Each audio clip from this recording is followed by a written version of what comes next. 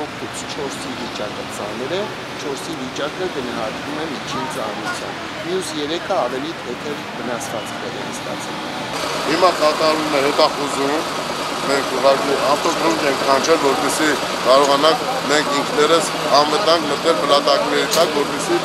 կարող է պատահի, ոչ որ մեկին հետաքրքիր է եղել, բարձրացել է վերև, կարող նույնիսկ այդ մարդը լինի չգիտենք, բայց բանվորներից մարդ չկա։ Իմ կարծիքով կահարեցին քրեական գործ եւ քրեական գործի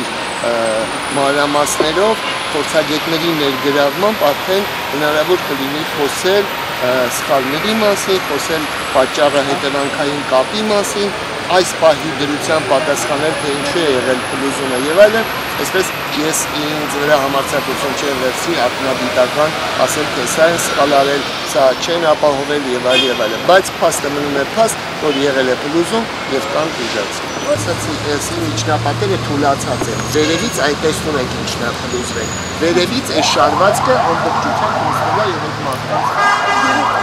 երրորդ հարկը, երկրորդ հարկի